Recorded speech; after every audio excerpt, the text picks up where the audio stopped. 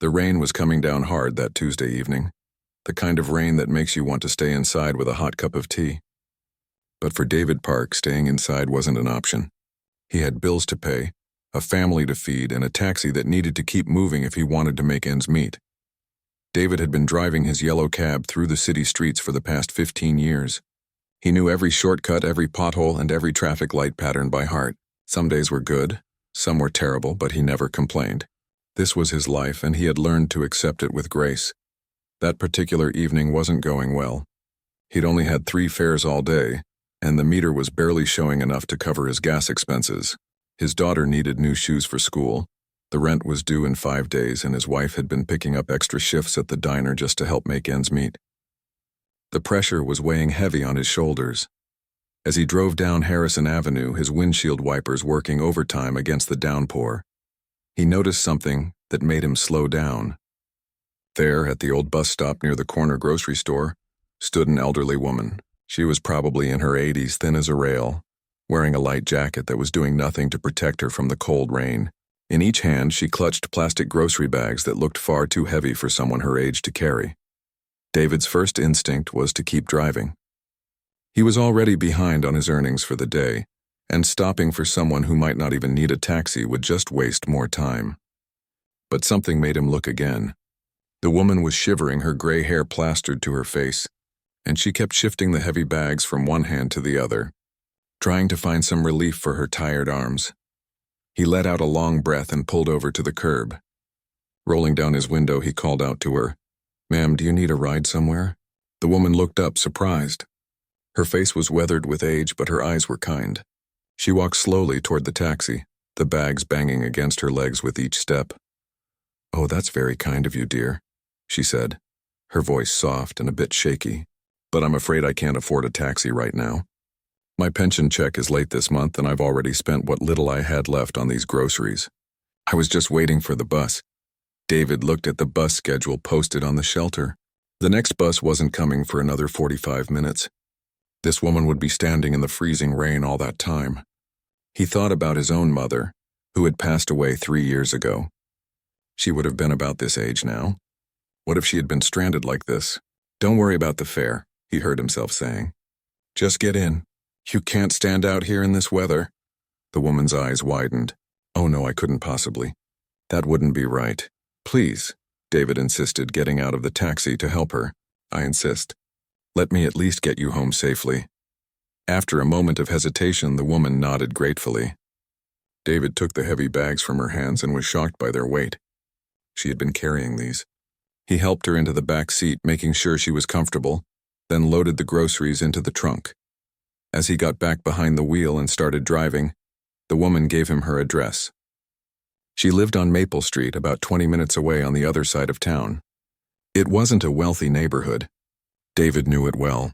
Small apartment buildings, mostly occupied by retirees and working-class families trying to get by. "My name is Eleanor," the woman said from the back seat. "Eleanor Thompson. I can't thank you enough for this. I know you're losing money by helping me." David glanced at her in the rearview mirror and smiled. "It's not about the money, Mrs. Thompson. Some things are just more important." Eleanor settled back into her seat, and for a few minutes they drove in comfortable silence. Then she began to talk. She told him about her late husband, Thomas, who had been a good man and a hard worker. They'd been married for 56 years before he passed away 5 years ago.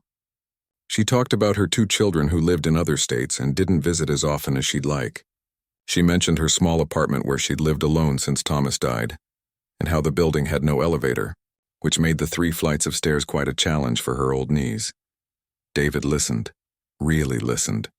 He told her about his own family, about his 12-year-old daughter who loved to read, about his wife who worked at the corner diner, about his dreams of one day saving enough money to open a small business of his own. Eleanor hung on every word, asking questions and offering encouragement. "You're a good man," she said warmly. "Your family is lucky to have you. Don't ever think your hard work goes unnoticed. The kindness you've shown me tonight, that's worth more than any amount of money." When they finally pulled up to her building, a worn brick structure that had seen better days, David parked and grabbed her groceries from the trunk. Eleanor protested, saying she could manage, but he wouldn't hear of it. He walked with her to the entrance, then up 3 long flights of stairs, carrying both bags while she held onto the railing, taking her time with each step. Her apartment was small but neat. Family photos lined the walls and the smell of lavender potpourri filled the air. David set the bags down on her kitchen counter and made sure she was settled before preparing to leave. Eleanor walked him to the door, and as he was about to say goodbye, she reached out and took both of his hands in hers. Her hands were cold and thin, but her grip was surprisingly firm. "David," she said, looking directly into his eyes, "what you did tonight, stopping for a stranger, giving up your time and money to help someone you didn't know, that's becoming rare in this world. Too many people are too busy, too worried about their own problems to notice when someone needs help." Tears were forming in her eyes now. "I want you to know that this kindness won't be forgotten. I truly mean that. God bless you and your family." David felt a lump forming in his throat. "You take care of yourself, Mrs. Thompson. Stay warm and dry." As he walked back down those 3 flights of stairs and got into his taxi, David felt something he hadn't felt in a long time. Despite the money he'd lost by giving that free ride, despite the bills waiting at home, despite all his worries and stress, he felt good. He felt like he'd done something that mattered. He pulled away from Maple Street and headed back toward the busier part of town, hoping to catch a few more fares before calling it a night. The rain had started to let up a bit, and streetlights reflected off the wet pavement like scattered stars. David had no way of knowing that this simple act of kindness, this one decision to help a stranger on a rainy night, would completely change his life. He had no idea that Eleanor Thompson was already planning something, or that in just a few months, he would understand exactly what she meant when she said his kindness wouldn't be forgotten. For now, he was just a taxi driver trying to make a living, who had chosen compassion over profit for one brief moment. And sometimes that's all it takes to set extraordinary things in motion. 2 weeks had passed since that rainy evening when David helped Eleanor Thompson, and honestly, he'd almost forgotten about it. Life had a way of pushing forward, whether you were ready or not. The bills kept coming, the meter kept running, and the daily grind continued without pause. Things had actually gotten worse. Much worse. It started 3 days after he'd given Eleanor that free ride. David was driving his last fare of the night when he heard a terrible grinding sound coming from under the hood. He managed to pull over safely, but when he popped the hood, even his limited mechanical knowledge told him this was bad, real bad. The transmission was going out. His mechanic, old Joe at the corner garage, gave him the news he'd been dreading. $2,000 for a rebuild, or $3,500 for a replacement. David had maybe $300 in his savings account. He'd been putting money aside for his daughter's school expenses, but now he'd have to use that just to keep the taxi running. Joe took pity on him and did a temporary patch job for free, warning David it might hold for a month, maybe 2 if he was lucky, but the taxi would need that major repair soon, or it would die completely. David thanked Joe and drove home slowly, babying the transmission, trying not to think about what would happen if the car broke down before he could save up the money. Without his taxi, he had no income. Without income, well, he didn't want to think about that. His wife, Linda, tried to stay positive. She'd already started picking up double shifts at the diner, coming home with her feet aching and her back sore, but she never complained. Their daughter, Sophie, had noticed something was wrong. She was a smart kid, too smart sometimes. She'd stopped asking for things, stopped mentioning the field trip her class was taking or the new books she wanted to read. That broke David's heart more than anything. He started working longer hours, sometimes 16-hour days, trying to squeeze every possible dollar out of that dying taxi. He skipped breakfast, packed small lunches, and stopped buying coffee during his shifts. Every penny had to count now. Some nights he'd sit in his parked taxi during the quiet hours between 2 and 4 in the morning, when the bars had closed and the early morning commuters hadn't started yet. He'd think about his life, about his choices, about whether he was cut out for this job anymore. His back ached from sitting in the driver's seat all day. His eyes were tired from watching the road. His hands had permanent calluses from gripping the steering wheel. One particularly rough Thursday night, David picked up a businessman from the airport. The guy was on his phone the entire ride, loudly bragging about some deal he'd just closed, talking about the bonus he was getting, enough money to buy a new sports car. He tipped David $2 on a $40 fare. David wanted to be angry, but he was just too tired. He thanked the man and drove away. Around 10 o'clock that same night, his check engine light came on. His heart sank. He was in the middle of a shift, nowhere near Joe's garage, and he still had another 4 hours before he'd planned to call it quits. The taxi was still running, but that light was like a ticking time bomb on his dashboard. He decided to risk it and keep working. What choice did he have? 2 more fares. Then the taxi started making that grinding sound again. David's hands started shaking on the steering wheel. This was it. The temporary fix was giving out. He was miles from home, low on gas money, and his taxi was dying. He managed to limp the car to a gas station and parked under a streetlight. Sitting there, listening to the engine tick as it cooled down, David put his head in his hands and felt the weight of everything crash down on him. The broken taxi, the unpaid rent notice that had come yesterday, the electricity bill that was overdue, Sophie's school needs, Linda's exhausted face every night. His phone buzzed. A text from Linda asking if he'd be home soon. He texted back that he'd be late, didn't tell her about the car. No point in worrying her tonight. David tried to start the taxi again. It turned over, coughed, but kept running. Maybe it had a few more miles left in it. He whispered a small prayer and carefully pulled back onto the road, heading toward home at a crawl, avoiding highways, taking it easy on the gas pedal. He made it home that night, but barely. The taxi wheezed into his parking spot like a dying animal. In the morning, it wouldn't start at all. Joe came over with his tow truck and took a look. The verdict was even worse than before. The temporary fix had failed, and now there was additional damage. The price tag had jumped to $4,000. David stood there in the morning sunlight, staring at his dead taxi, and felt like crying. But he didn't. He couldn't. He had to figure this out somehow. The next week was a nightmare. David borrowed his brother-in-law's old sedan and tried to do rideshare driving. But without a proper taxi license and medallion, the earnings were a fraction of what he normally made. The car wasn't as fuel efficient either, eating up most of his profits in gas. Linda sat with him one night at their kitchen table, going over their bills, trying to figure out what they could cut. Cable TV already gone, cell phone plans, switched to the cheapest option, groceries buying only the absolute basics. But even with all the cuts, the math wasn't working. They were drowning and there was no life preserver in sight. Maybe I should look for a different job, David said quietly, staring at the pile of bills. Linda reached over and squeezed his hand. You've been a taxi driver for 15 years. It's what you know. We'll figure this out. We always do. But David could see the worry in her eyes. She was scared too. Sophie appeared in the doorway, her hair messy from sleep. Dad, are we going to be okay? David put on his best smile, the one he'd practiced for moments like this. Of course, sweetheart. Everything's going to be fine. Go back to bed. After she left, he and Linda sat in silence. Everything was not fine, and they both knew it. David thought briefly about that night with Eleanor Thompson. The free ride. The kindness. Part of him wondered if he'd made a mistake. If he'd charged her that fare, he'd have an extra $25 right now. $25 wasn't much, but it could buy groceries. It could put gas in the borrowed car. Every dollar mattered now. But even as he thought it, he knew he didn't regret helping her. Some things were more important than money. He still believed that, even when money was the one thing he desperately needed. The landlord came by on Friday, a short, balding man with a permanent scowl.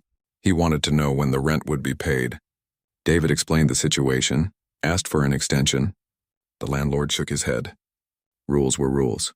He'd give David until the end of the month, but after that, he'd have no choice but to start eviction proceedings. End of the month was 9 days away. David spent those days working every possible hour in the borrowed car, taking any ride he could get, no matter how small.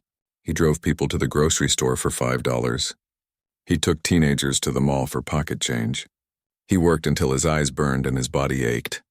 Linda brought home every tip from the diner, sometimes just a handful of coins, and added it to their jar. Sophie found $3 in her old jacket pocket and insisted her parents take it. David wanted to refuse, but they needed it too badly. On the 8th day, David counted their money. They had gathered almost half of what they needed for rent, but they were still far short. And even if they made rent, the taxi was still broken. The cycle would just continue next month. That night, sitting in the borrowed car during a break, parked near Maple Street without even realizing it, David allowed himself a moment of despair. He'd worked hard his entire life. He'd been honest, kind, and tried to do the right thing. Why was everything falling apart? He didn't know that across town Eleanor Thompson had been busy, very busy. She'd been making phone calls, writing letters, and putting together something that would change everything. She hadn't forgotten about the kind taxi driver who'd helped her on that rainy night. In fact, she'd thought about him every single day since. Eleanor had a plan and it was almost ready. But David knew nothing about this. All he knew was that tomorrow was the 9th day, and he still didn't have enough for rent. All he knew was that his taxi was still broken, his family was struggling, and he was running out of options. Sometimes life tests you harder than you ever thought possible. Sometimes it feels like you're doing everything right, but still falling behind. David was in that dark place now, that moment where hope starts to flicker and fade. He took a deep breath, started the borrowed car, and went back to work. Because that's what you do. You keep going. You keep trying. Even when it feels impossible, you don't give up. What David didn't know was that his life was about to change in ways he couldn't possibly imagine. 3 months. That's how long it had been since David helped Eleanor Thompson on that rainy night. 3 long, difficult months where he'd somehow managed to scrape by, barely keeping his head above water.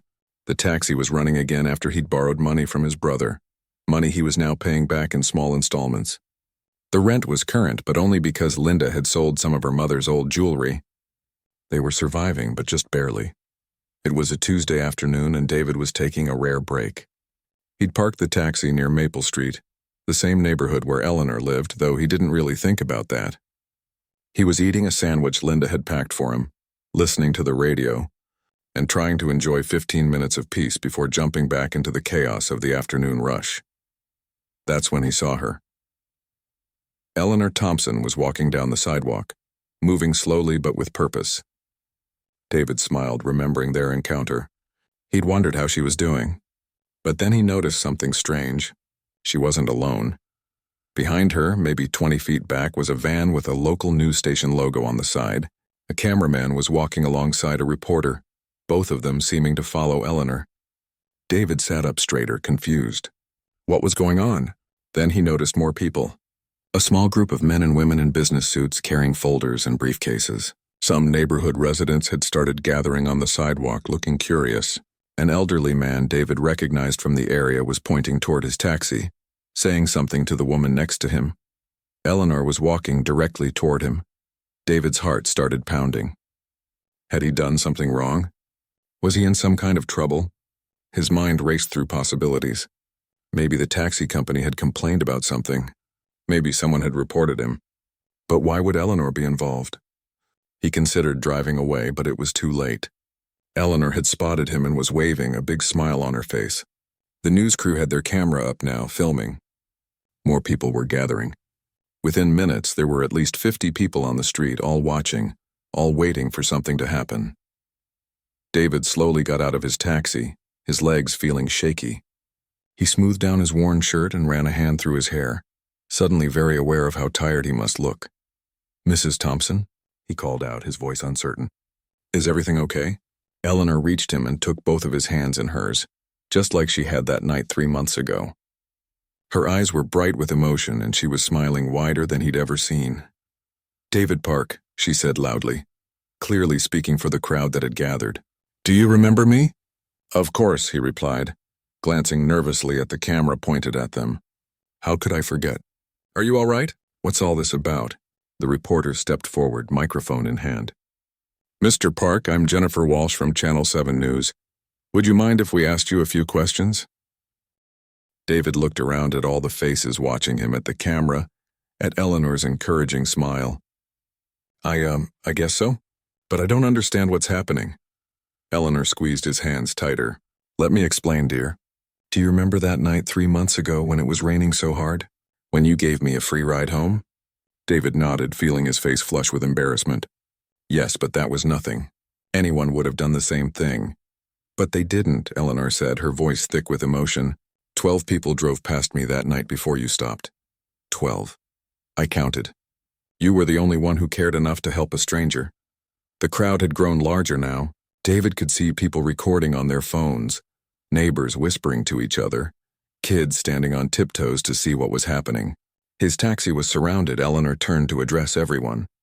This young man stopped his taxi on one of the worst nights of the year. He was behind on his bills, struggling to support his family, desperately needing every fare he could get. But when he saw me standing in the rain, cold and alone, carrying groceries I could barely lift, he stopped. He gave me a free ride. He carried my bags up 3 flights of stairs. He made sure I was safe before he left. David felt tears stinging his eyes. "Mrs. Thompson, please, you don't have to do this. I was just helping someone who needed it." "Exactly," she said, her voice rising. "You were just helping. Just being kind. Just doing what good people do. And in this world, that deserves to be recognized." One of the businessmen stepped forward. He was an older gentleman with silver hair and a kind face. "Mr. Park, my name is Robert Chen. I'm with the City Taxi Commission." He extended his hand, and David shook it, still confused. "When Mrs. Thompson told us your story," Robert continued, "we were deeply moved. We receive hundreds of complaints about taxi drivers every year. Rude behavior, overcharging, unsafe driving. But we rarely hear stories like yours.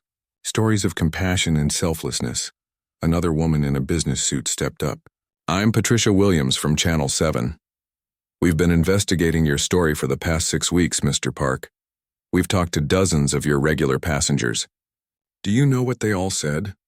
David shook his head, unable to speak. "They said you're always polite, always helpful. One elderly gentleman told us you helped him carry his groceries every week for 2 years and never accepted a tip. A young mother said you once drove her to the hospital when she went into labor and refused payment. A college student said you returned her phone when she left it in your taxi, driving 30 minutes out of your way to get it back to her." David felt overwhelmed. "I was just doing my job. These are just normal things." "No," Eleanor said firmly. "They're not normal. They should be, but they're not. You've spent 15 years driving through this city, and you've touched more lives than you know. You've been kind when you had every reason to be bitter. You've been generous when you had nothing to give. You've made this city a better place, one ride at a time." The reporter Jennifer stepped closer with her microphone. "Mr. Park, Mrs. Thompson has spent the last 3 months organizing something special. Would you like to tell him, Mrs. Thompson?" Eleanor's eyes were filled with tears now, happy tears. "After you helped me that night, I couldn't stop thinking about you. I wanted to do something meaningful, something that would show you that kindness matters. So I started making phone calls." She gestured to the crowd. "I called the local news. I contacted community leaders. I reached out to the taxi commission and local businesses. And I started something called the Kindness Pays Forward campaign." David's head was spinning. "I don't understand." One of the other businessmen, a younger guy with a friendly smile, stepped forward. "Mr. Park, I'm Kevin Torres from First Community Credit Union. Over the past 3 months, Mrs. Thompson's campaign has raised money for you. Donations from people all over the city who were inspired by your story. We have $50,000 for you," Eleanor said, her voice breaking with emotion. David felt like the ground had disappeared beneath his feet. "What? No, that's impossible." "I can't accept that." "You can and you will," Eleanor said firmly. "This money is to help you repair your taxi properly, to pay your rent, to give your family some breathing room. You've been struggling, David, I know you have. You deserve help, just like I did that night." Robert Chen from the Taxi Commission spoke up again. "That's not all, Mr. Park. The commission has voted unanimously to award you our Driver of the Year honor. This comes with a plaque, recognition in our Hall of Fame, and," he paused for effect, "a brand new hybrid taxi to operate, completely free of charge." The crowd erupted in applause. David stood there, unable to process what was happening. This couldn't be real. Things like this didn't happen to people like him. Jennifer, the reporter, was asking him questions, but he could barely hear her over the ringing in his ears. "Mr. Park, how does this make you feel?" He tried to speak, but couldn't. The tears were flowing freely now. $50,000. A new taxi. All because he'd helped someone. All because he'd chosen kindness over profit for one moment. Eleanor pulled him into a hug and he broke down completely. This tiny elderly woman who he'd helped carry groceries was holding him while he sobbed. While the cameras rolled, while the neighborhood watched. "I don't deserve this," he managed to whisper. "Yes, you do," Eleanor whispered back. "You deserve this and so much more." When David finally composed himself enough to look up, he saw Linda pushing through the crowd, Sophie holding her hand. Someone must have called them. His wife's face was a mixture of confusion and hope.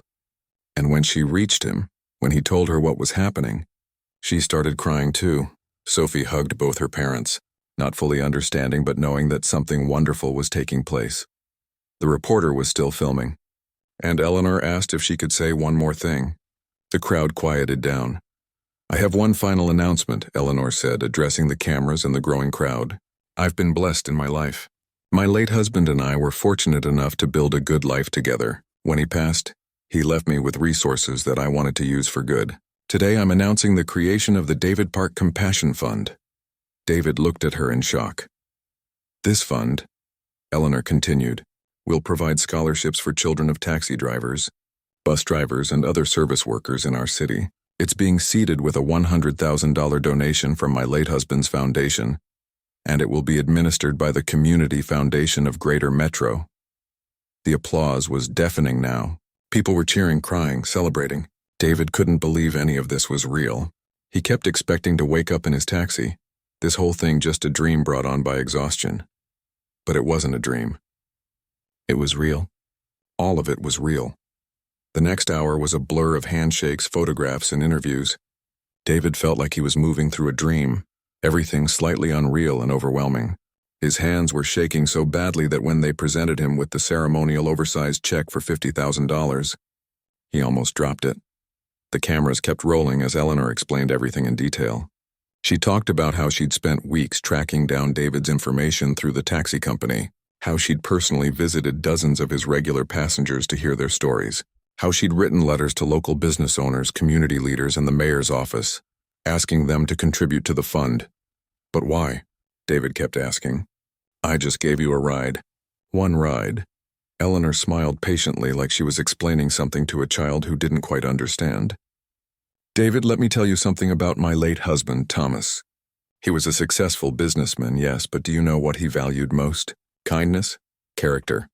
He used to say that you can judge a person's true nature by how they treat people who can do nothing for them." She gestured around at the crowd. "When you helped me that night, I was nobody to you. Just an old woman with no money. You gained nothing from helping me. In fact, you lost money, time, and energy. You helped me anyway. That's rare, David, that's precious." Patricia Williams from Channel 7 had been listening, and she jumped in with another question. "Mrs. Thompson, you mentioned that you're not just a retired person. Can you tell David and our viewers a bit about your background?" Eleanor looked slightly embarrassed. "Well, I suppose it's relevant. My husband Thomas was the founder of Thompson Industries. After he passed away 5 years ago, I inherited his estate. But more importantly, I inherited his belief in giving back. I've spent the last 40 years of my life working with various charities and community organizations." David's eyes widened. Thompson Industries was one of the largest manufacturing companies in the state. He'd seen their name on buildings downtown. "You're that Mrs. Thompson?" She patted his arm gently. "I'm just Eleanor, dear. The same person you helped that rainy night. Money doesn't change who you are inside. You saw me as a person who needed help, not as a name or a bank account. That's why this matters so much." Kevin Torres from the credit union stepped forward with a folder. "Mr. Park, if we could take a few minutes to go over some paperwork? The $50,000 will be deposited directly into your account. We've also set up a meeting with a financial advisor who will help you plan how to best use these funds, completely free of charge." David nodded numbly, still trying to process everything. Linda was beside him now, gripping his hand so tightly it hurt, but he didn't mind. He needed that anchor to reality. As they went through the paperwork, signing forms and providing information, David learned more details. The money wasn't just from Eleanor. Dozens of local businesses had contributed. The taxi company had donated $5,000. A local restaurant chain added another $3,000. Individual community members had given what they could, sometimes just $10 or $20, but it all added up. People wanted to be part of this, Patricia explained. "When we shared your story on social media as a teaser for tonight's broadcast, it went viral locally. We had hundreds of calls and emails from people wanting to contribute. The original goal was $25,000. You doubled that." Sophie tugged on David's sleeve. She'd been quiet through most of this, taking it all in with wide eyes. "Dad, does this mean we don't have to worry about money anymore?" David knelt down to her level, tears streaming down his face again. "Baby, it means we're going to be okay. More than okay." She hugged him tight, and he could feel her small body shaking with sobs of relief. She'd known. Even though they'd tried to hide their struggles, she'd known how bad things were. What kind of weight had his 12-year-old daughter been carrying all this time? Robert Chen from the Taxi Commission had more to share. "Mr. Park, about the new taxi. It's a Toyota Camry hybrid, top of the line. It's fuel efficient, reliable, and has all the modern safety features. We'll have it ready for you by the end of the week. Your old taxi, well, we'll make sure it's properly retired." David laughed through his tears. "That old thing deserves a rest. There's one more thing," Robert added. "The commission would like to feature your story in our driver training program. With your permission, we'd like to use you as an example of what excellent service looks like. Maybe you could even speak to new drivers sometimes.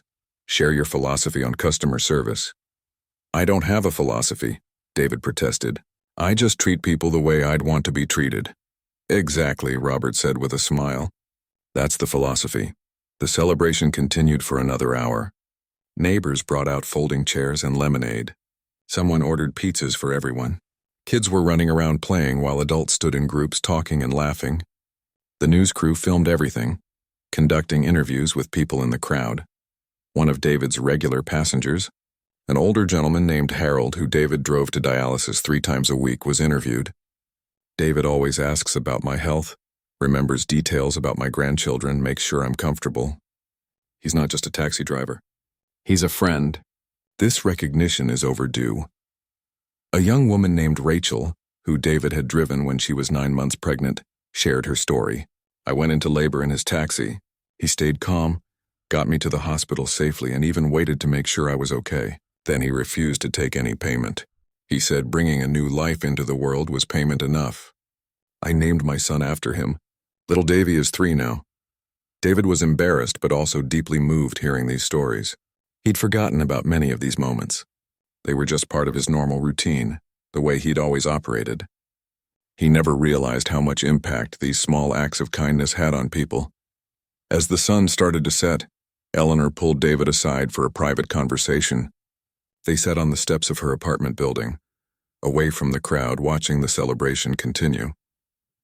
"I need to tell you something," Eleanor said softly. "When Thomas died, I fell into a deep depression. I didn't want to leave the house. I didn't want to see people. I felt like my life was over." David listened quietly, letting her talk.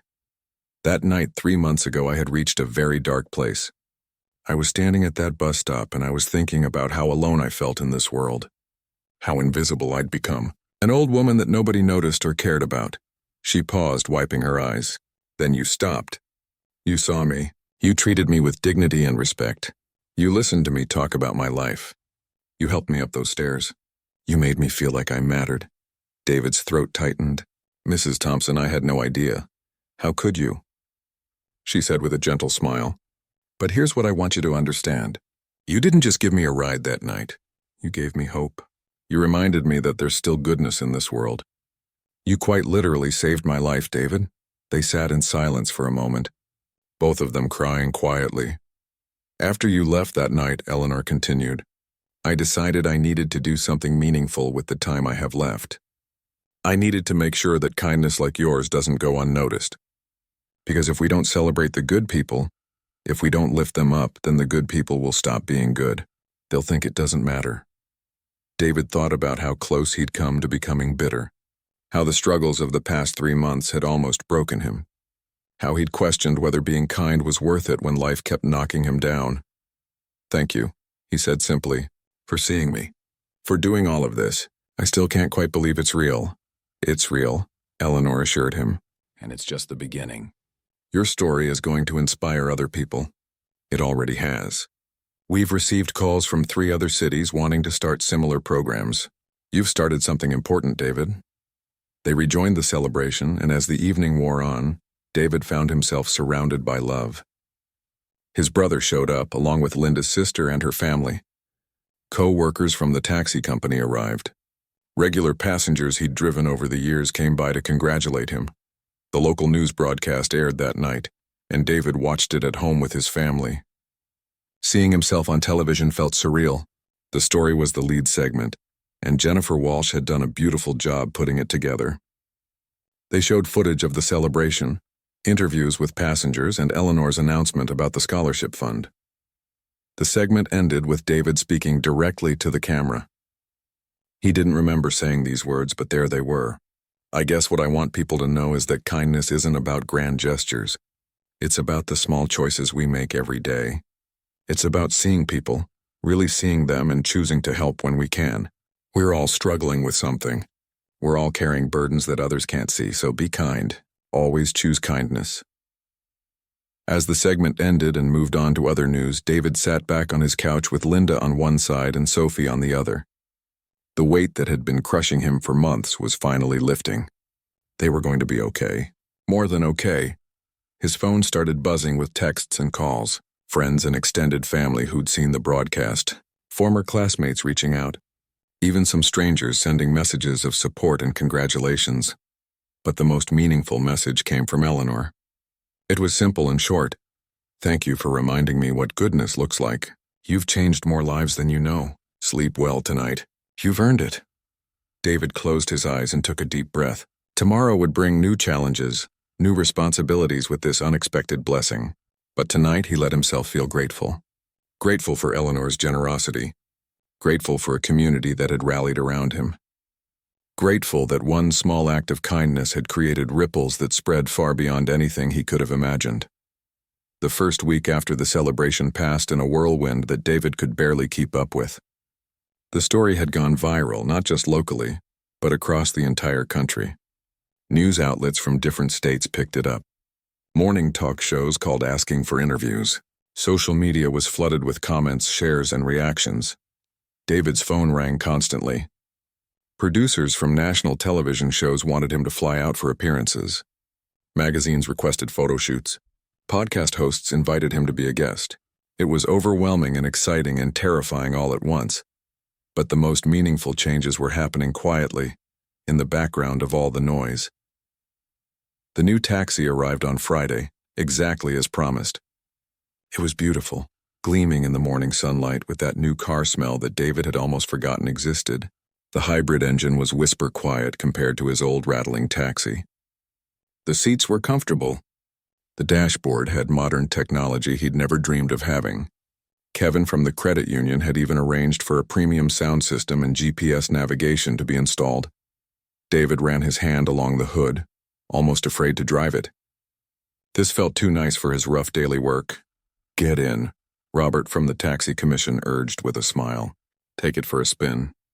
That first drive in his new taxi was magical. The car handled smoothly, accelerated easily, and made barely any sound. David found himself grinning like a kid with a new toy.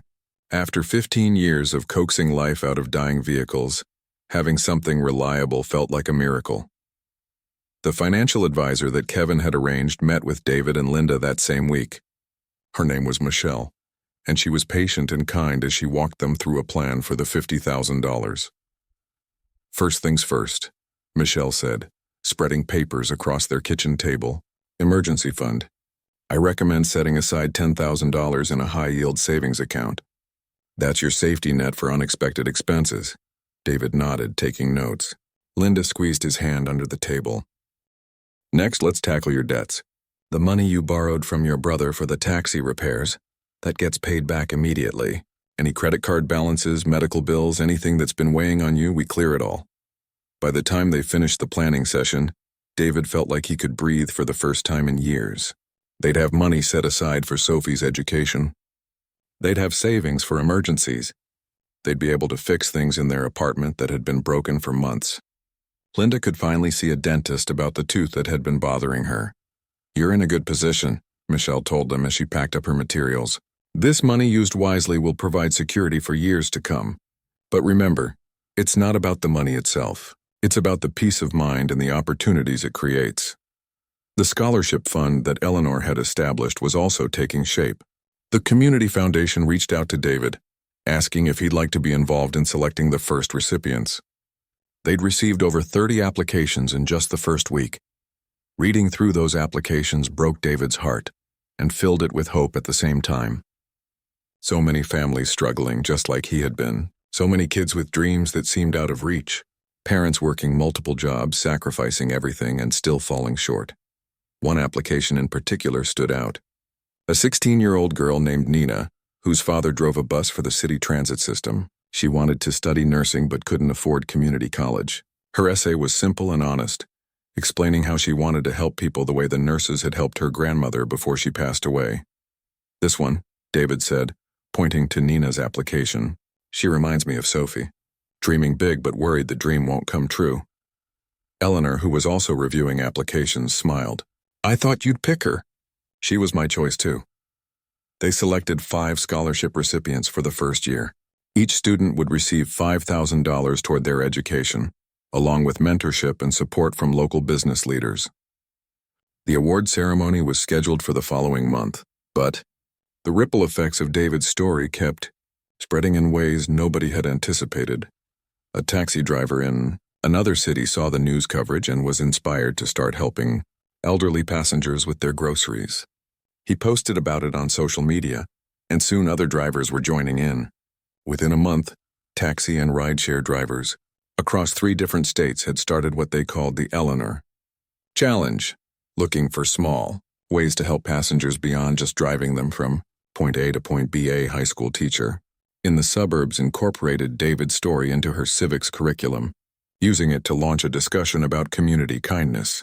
Her students started their own project, randomly paying for people's groceries at local stores and leaving notes that said, "Kindness pays forward." The project spread to other schools.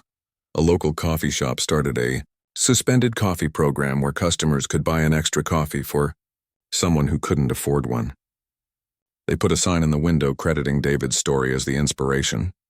People were waking up to the idea that kindness could be contagious, that one person's actions could inspire hundreds or thousands of others. David tried to stay grounded through it all. He still drove his taxi every day, still picked up the same regular passengers, still stopped to help people when he saw they needed it. The only difference now was that people recognized him. "You're the taxi driver from the news," became a common greeting. Some passengers tried to tip him extra and he always politely refused. "Just pass it on," he'd say. "Help someone else who needs it."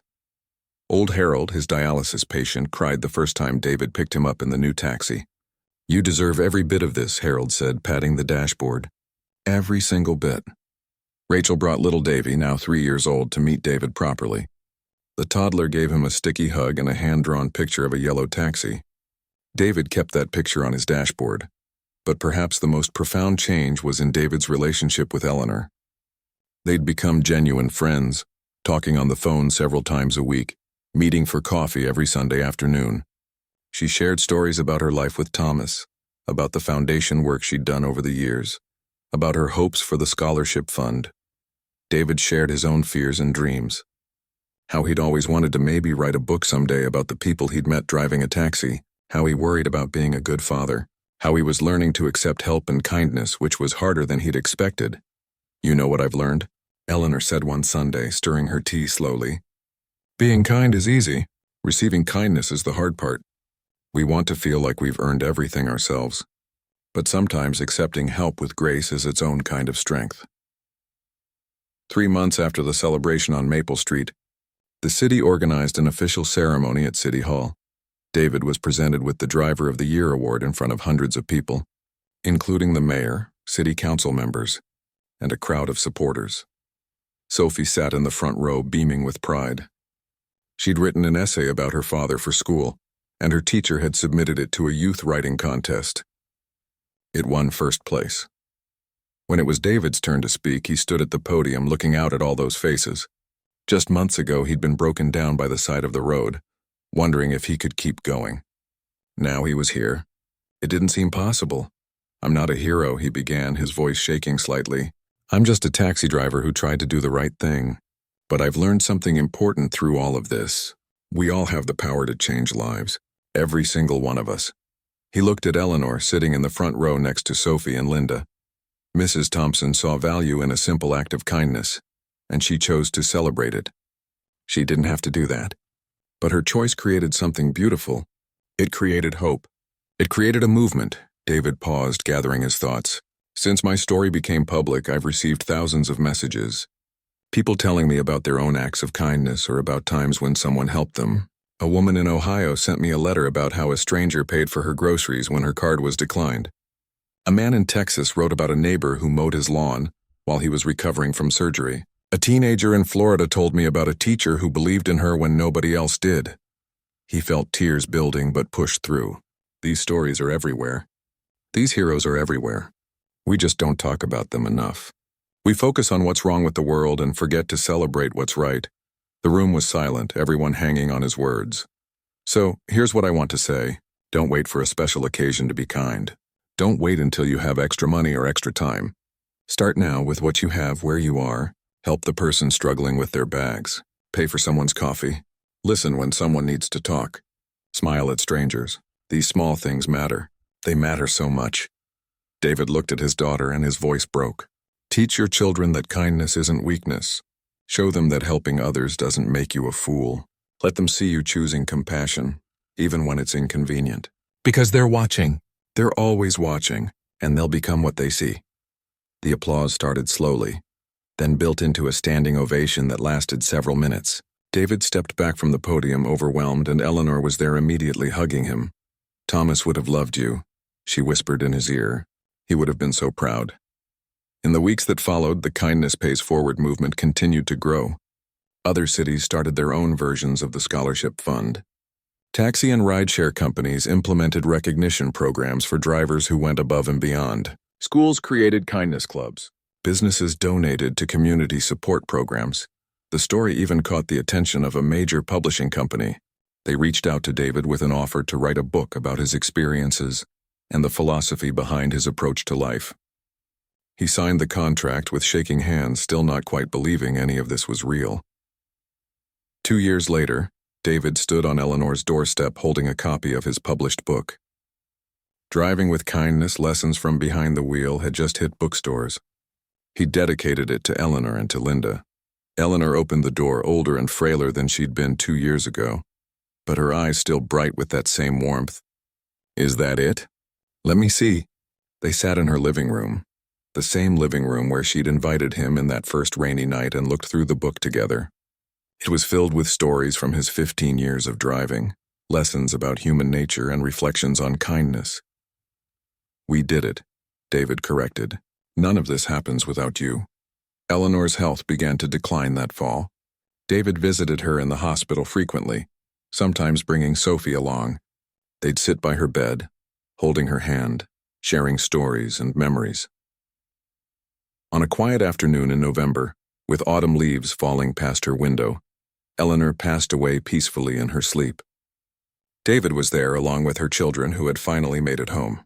The funeral was huge. Hundreds of people came to pay respects to the woman who had spent her life giving to others.